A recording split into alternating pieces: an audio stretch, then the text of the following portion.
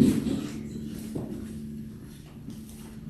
morning, and welcome to the Lafayette United Methodist Church. Our preacher this morning is our former youth director, choir member, and director of winter nights for us, Judy Stillman.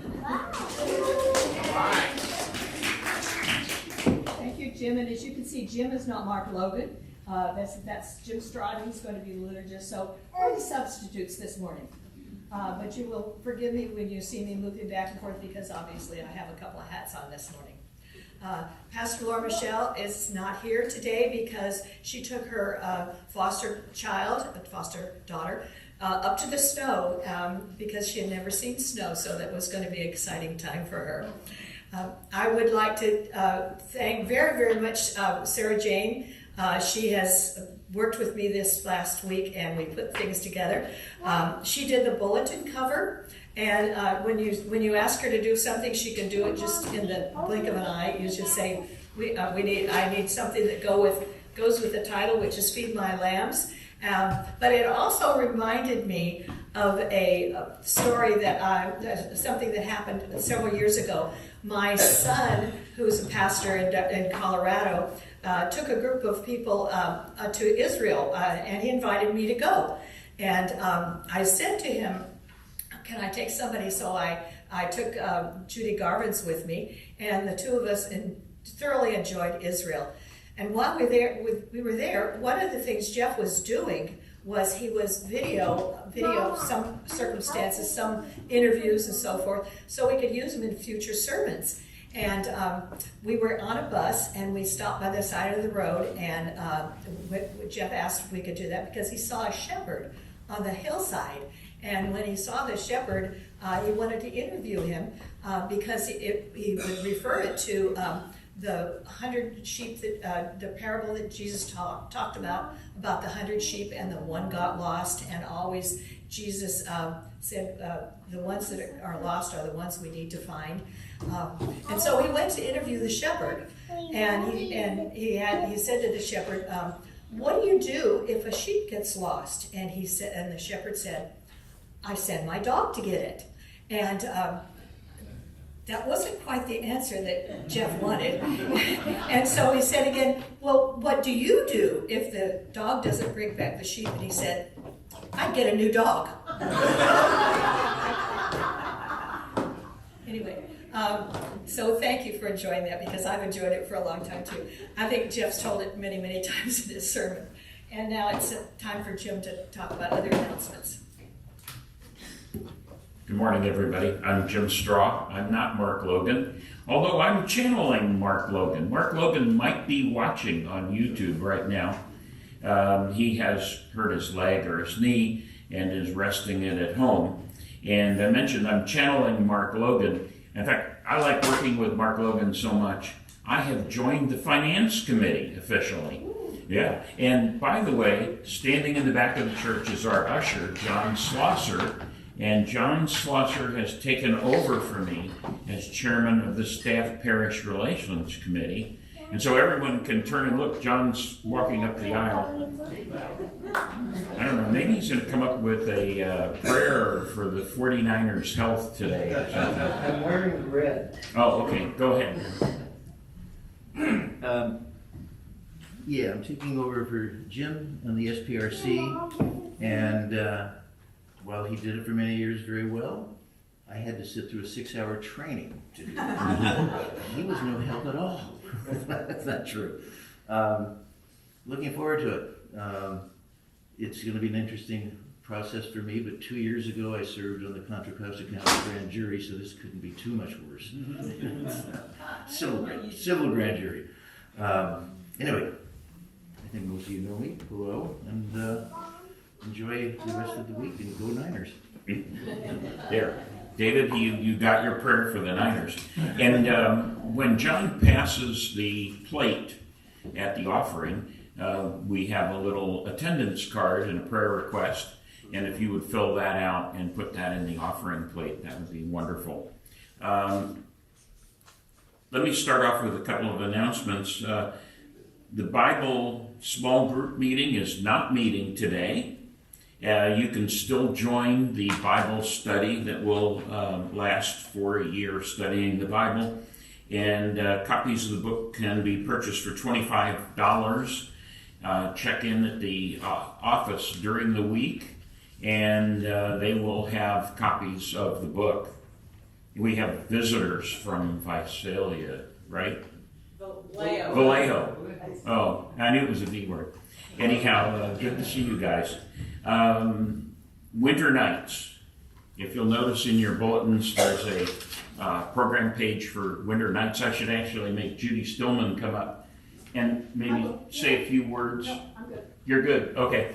Sign-ups are pretty good for winter nights, but if you have any need to talk to Judy about volunteering, she'll find a slot for you. And so that's winter night. I'm trying to think of anything else. I think after church there is a friendship hour afterwards over in the church hall. And we can greet the people from Vallejo, not Visalia, who have come to bless us today. I would like everyone to stand up. We're going to do the call to worship. And if you will repeat the bold print words. Our God is a God of blessing. Our God is a God of love and justice. Our God is a God of wisdom and truth. Living and loving in that spirit, we will not be moved. Yes, and we're going to do the passing of the peace. And before that, I would just want to note when the music starts, remain standing. And we're going to be singing hymn number 2223 in the black hymnal. Peace of Christ be with you. And also with you.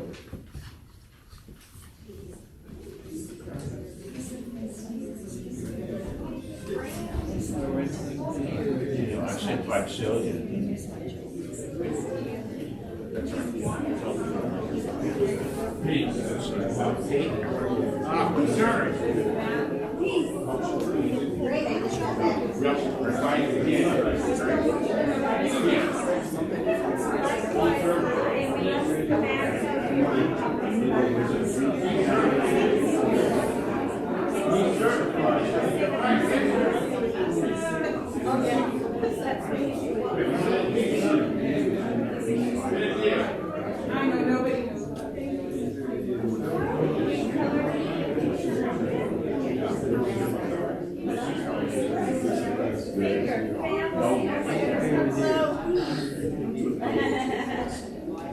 Let me take a picture. We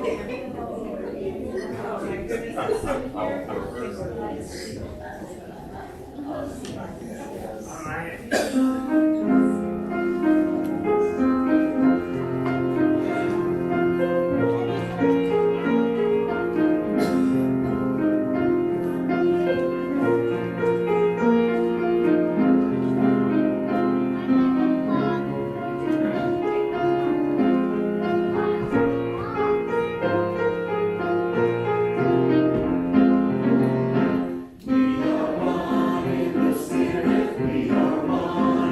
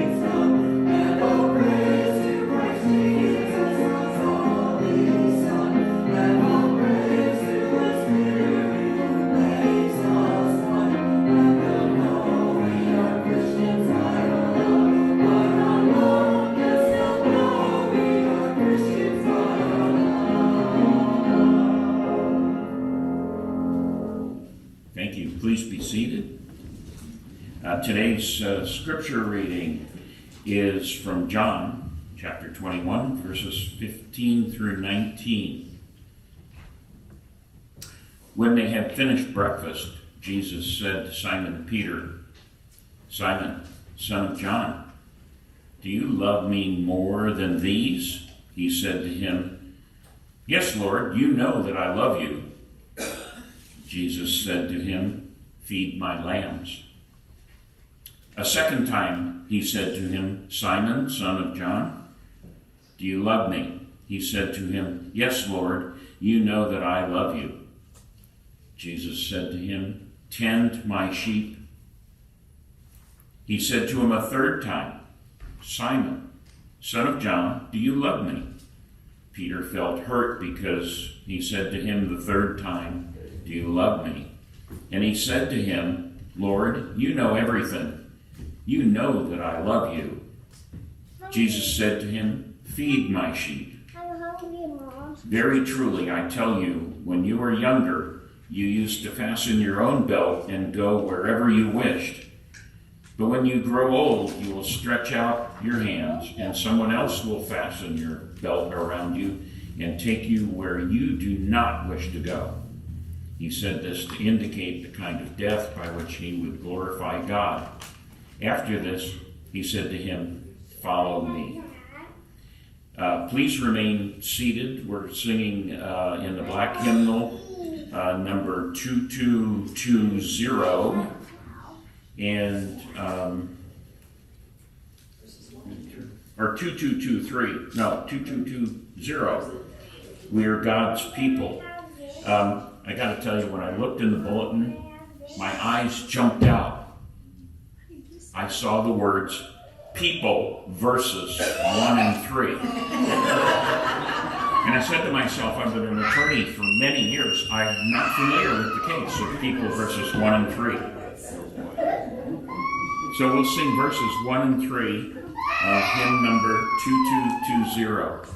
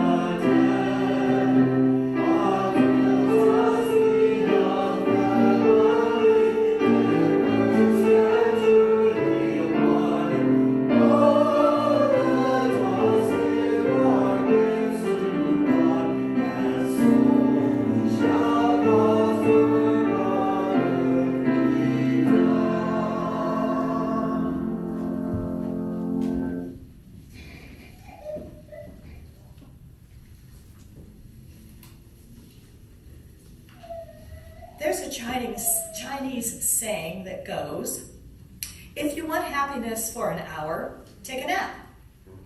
If you want happiness for a day, go fishing. If you want happiness for a year, inherit a fortune. If you want happiness for a lifetime, help somebody. For centuries, the greatest thinkers have suggested the same thing. Happiness is found in helping others. I got a post from a website called Quality of Care, and it says that helping people has several benefits. The first one being that helping feels very good. When you help others, it promotes positive physiological changes in the brain associated with happiness. These rushes are often followed by longer periods of calm and can lead to better well-being. Helping others improves social support, encourages us to lead a more physically active lifestyle, distracts us from our own problems, allows us to engage in a meaningful activity, and improves our self-esteem and competence. The second benefit is that it brings us a sense of belonging, and reduces isolation. I will applaud the school districts that have said, high schoolers and middle schoolers, you need to spend so many hours in service. I can tell you that when I was a youth director, when we planned programs for the month, we planned at least one program that was a service program, and I think our youth benefited from that. It also helps to keep things in perspective. Another thing we did as youth, when I was youth director, was we took kids to see our service projects. And at See Our Service Project, the kids helped renovate Indian homes. Well, they could see the difference between their home situation and the home situation for the Native Americans. And they could say to themselves, I really have it pretty good here. So it gives you a sense of perspective, especially when you help somebody who's in great need. Helping others makes the world a happier place, and it's contagious. Some of you may know who Millard Fuller is. Millard Fuller became a multimillionaire by the time he was 29, self-made. He decided that he needed to do something different with his life. So he went to Americus, Georgia, and he founded Habitat for Humanity. And we know that Jimmy Carter joined him, Jimmy Carter, who's going to be 100 next year. He joined him in Habitat, and it was contagious because Habitat for Humanity has spread all over the world. And those people who serve with Habitat certainly do know that it is contagious. And lastly, for a purely selfish point of view, the more you do for others, the more you do for yourself. Evidence shows that the benefit of helping others can last long after the act itself, and it gives you kind of a kindness bank of memories that can be drawn on in the future. Of course, I wouldn't be up here if I wouldn't tell you about my favorite place to serve. So I'm going to talk a little bit about Winter Nights Family Shelter. It was originally had the word homeless in it, Winter Nights Homeless Family Shelter, because that's who Winter Nights serves. Our church, LUC, is going to host Winter Nights starting a week from tomorrow for 2 weeks. And we don't do it by ourselves. We host it for 2 weeks, but for the first week, we will be providing food and services to the homeless group. The second week, St. Perpetua's is going to provide that. We also have help for Ignacio Valley Presbyterian Church and from a girls' soccer group. They had to fight with a Boy Scout troop to figure out who's going to do that evening, but we do get help from other folks. Can you imagine your experience as a renter having the sheriff come knocking on your door and telling you, your spouse, and your 2 children that you have to vacate immediately? You can't take any of your possessions with you. That happened to one family that found its way to Winter Nights Family Shelter. They had been paying rent to the landlord, but the landlord had not been paying his mortgage. And so his house was foreclosed on, and the sheriff came knocking. They were able to find their way to Winter Nights, and we were able to help the family with clothing, some possessions, and eventually they found housing. Most families were at one time self-sustaining. That is, they had a job, they had a place to live, and their kids were in school. Then something happened with the family, especially the family I just told about. In 2022, the average rent for an apartment in Contra Costa County was $1,952 a month. And if you had a job that paid $37.54 an hour, you could afford that apartment. But if you had a minimum wage, which was $15 an hour, maybe you had 2 minimum wages, you couldn't afford to live in that apartment. So we all know that the difficulty is with getting rent, getting first and last month rent, getting the deposit and so forth. So it's very difficult for some families who don't make that much money. So they come to winter nights to get help to get some respite from paying rent and to also be fed. This often gives a family a time to accumulate their finances because a lot of our families are working families. The most common response that we get from a parent is, "This has helped us to breathe." Every year in January, there's a point in time count, in Contra Costa County and all the other places too. And over 50 volunteers go throughout the county and they go to shelters, hospitals, libraries, and encampments to count the homeless. This year, 3,093 persons were found, and there are probably more. Just to let you know, there were 3 homeless in Lafayette, 160 in Concord, 238 in Antioch, and 280 in Richmond. There were 92 families with children, and Winter Nights has served 10 of those families so far, and 3 have been housed. Toward the end of the year, which is in June, more families will find housing. One family was a family where both parents were deaf. Not only that, they didn't speak English because they were from China. He was a student from China. So how did they communicate with this family? Well, in the miracle of cell phones, they were able to put English in to the cell phone and it translated into Mandarin. Then the parents were able to put Mandarin in and it translated into English. So they were able to communicate that. And that is one of the families that found housing this year. There's a core outreach, community outreach, referral, and engagement program that the cities provide. Those are the people who go out into the encampments and they help folks with finding jobs, finding medical care, finding housing, and so forth. Some people take it and some people don't. There's also 2 care centers, CARE, that stands for something else too. And people can walk in there or they can call in for services. And homeless folks, and I want you to know that there's a hotline that's 211, and they will call and connect that person with a care center or somebody who can help them.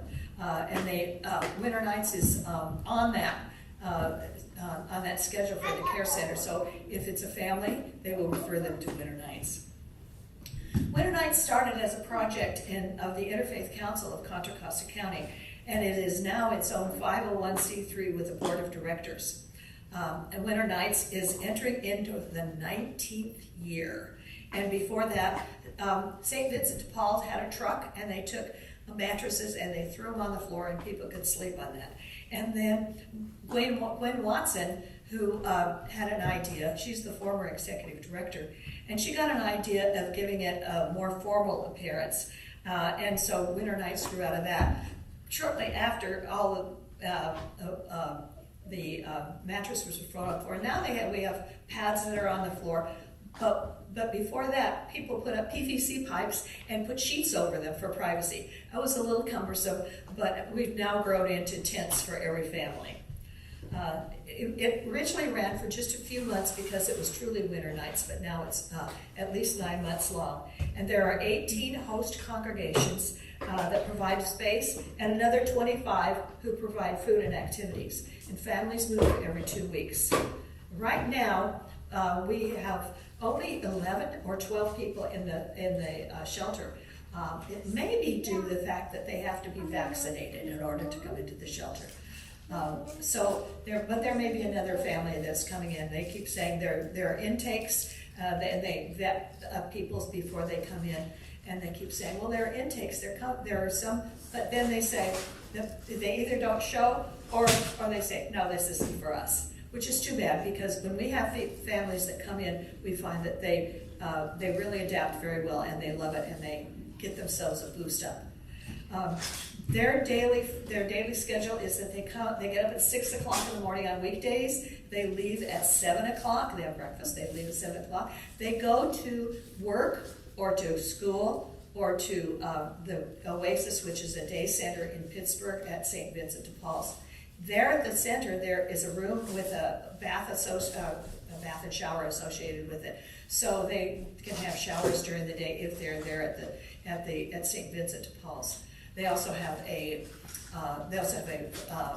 Loaves and Fishes lunchroom, and they have medical care there, and they also have dental care. So there's lots of services right there at St. Vincent de Paul's. On the weekend, they're here all day long, and I did tell you that they come back at 5 o'clock, and then they're fed dinner, and they have activities for the kids afterwards, and tutoring and so forth. But they love coming here because they can walk to downtown area. They can walk to the library. They can walk across the street to the park, to the school. They can walk up to Brook Street. They really like coming here. The one thing we don't have is showers, and there are several host congregations that do have showers, so they do miss that. But they do have the opportunity to shower during the day if they get to the center. They also can be taken on the weekend to the shower at St. Vincent de Paul's. So we have a staff of 12 that are mostly work part-time, but they work here and they work 24/7. And when they're here, they have logs that they record all the things that are going on. And some of them are turned into case managers, even though they're not social workers. And sometimes I think they do a better job than social workers. They don't have the restrictions that some social workers have. So they are able to help folks find jobs. They are able to help folks find housing and get rid of some of the problems that come along with them. They also are able to help folks find childcare. So the most exciting thing for me about Winter Nights is that in the last 2 years, we have had an expansion of programs. But before I tell you that, I want to tell you about the executive director that we have, because I was the executive director a volunteer executive director for 7 years. And I didn't get paid, but we now have a paid executive director. Our executive director, who started in January of this year, was at one time in the Winter Nights shelter. And this was several years ago. She brought her high school girl and middle school boy, and she had no resources because her husband had said, I'm not going to do this anymore. I did pay some child support, which was nice, but it wasn't enough to sustain her, so she had to figure out how to get jobs that would help sustain her. She finally found housing, and shortly when we became a 501c, we asked her to be on the board of directors. Yes, she said she'd be on the board of directors, and now she's the executive director. So that's the progression. That's what happens when people find their footing and can move up.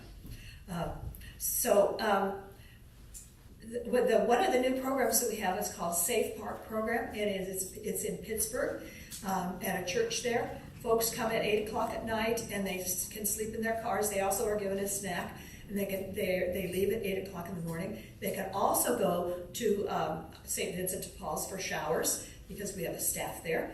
And then any extra food that we have left over from Winter Nights, we can take to the office, and then they take it out to Safe Park Program. This Safe Park Program is a year-round program, and this last 2022, there were 43 persons who were served by Safe Park Program. 4 of them found shelter, and several of them were helped with car repair, finding jobs, and gift cards for gas. Next year, another Safe Park Program will open in Antioch, and the good news is that the city of Antioch is paying for that. One family that is now in Safe Park Program is coming, I think, this week into the shelter. They have a 1-year-old. So it's an all-encompassing program. The other program that's really exciting is called Continued Success. And Continued Success is contact made with the families who have previously been housed, and we maintain contact with them. And when we do that, then we ask them what are some of their needs. And this past year, generous donors gave 24 boxes of food for Thanksgiving. Each box was enough for a whole Thanksgiving dinner. And there were several persons that volunteered to help families with Christmas as well. For continued success, we keep track of birthdays, and we contact an organization called Cakes for Kids. Cakes for Kids makes personalized cakes for kids on their birthdays, and sometimes they do it for adults as well. Winter Nights helps all those families, the ones that are in continued success, with rent. Sometimes they get stuck with paying one month's rent, so we can do that. They help them with grocery cards, with gas cards, storage fees, and car repair. It takes a lot of volunteers to power to run Winter Nights. The Summit is a group of 30-40 people who meet once a month to report about their hosting duties and experiences and to share solutions of any problems. Each congregation, that would be ours and others, recruit 30 to 40 volunteers a week, and that results in 3,000 to 4,000 volunteers a year for Winter Nights. I still lead the Summit, and I'm the coordinator for our church, so that I'm still involved in some of the organizations of Winter Nights.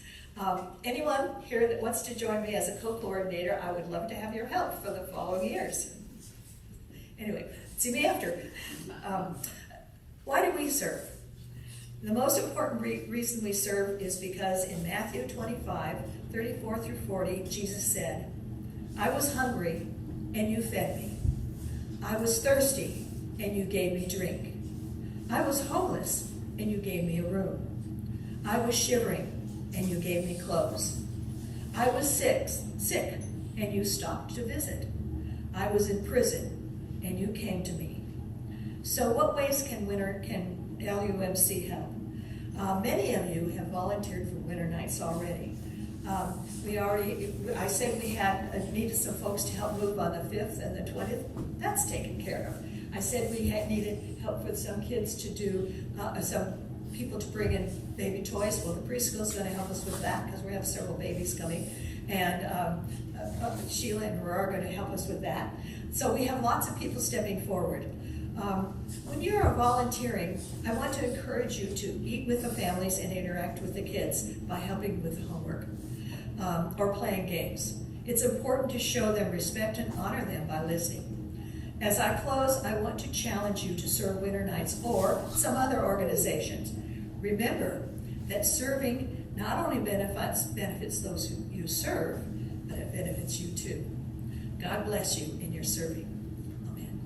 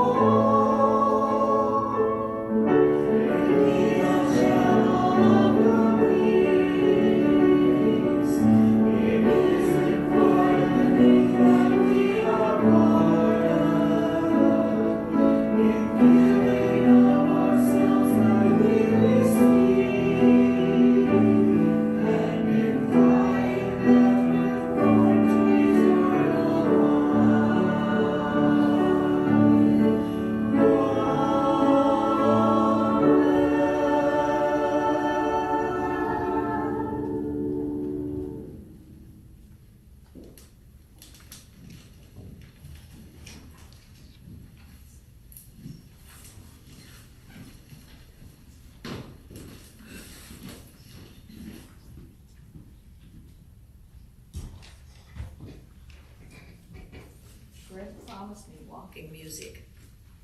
Thank you. Okay. Oh, I didn't bring my bulletin.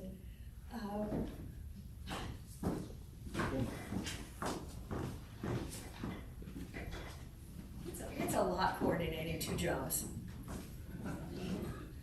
I'd like to lift up prayers that could be found in the back of your bulletin this morning. We lift up prayers to the world. Gratitude for all our many blessings. Joy over each beautiful and blessed day. For all those who have lost loved ones.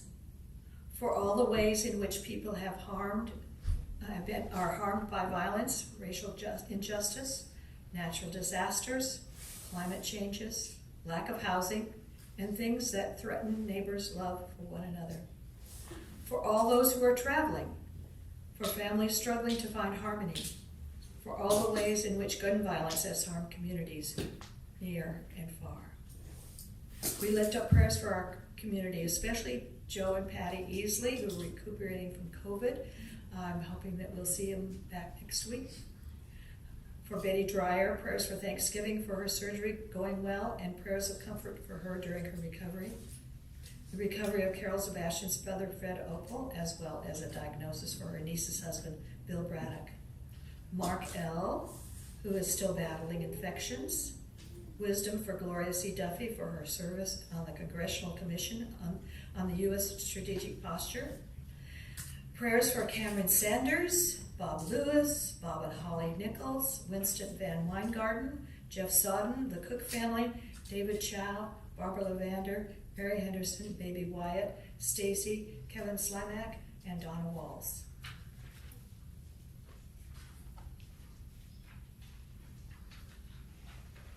And now, I invite you to take this time to silently lift up prayers.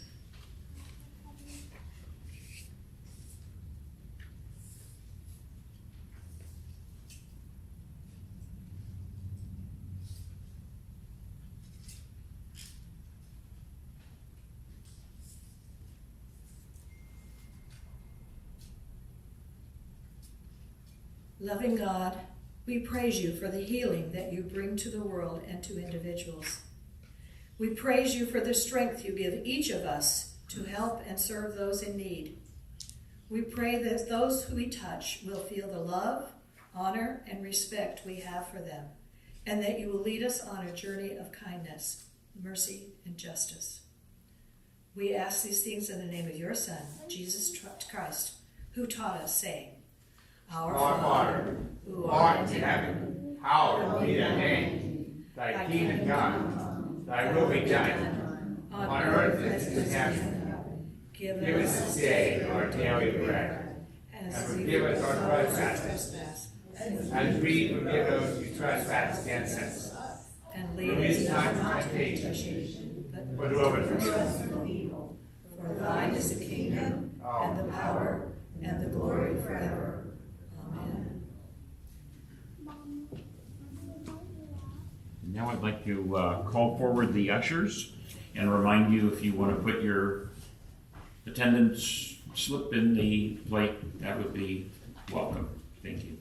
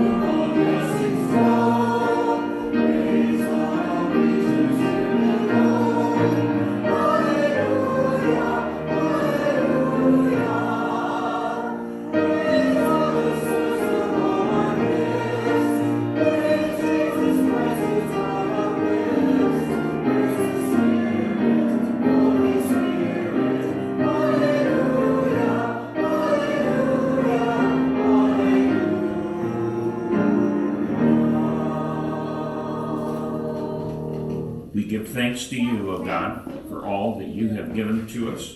We return some so that our church can make the difference, make the lives of others better and more full. Amen. Please remain standing. We're going to sing in the black hymnal, hymn number 2222.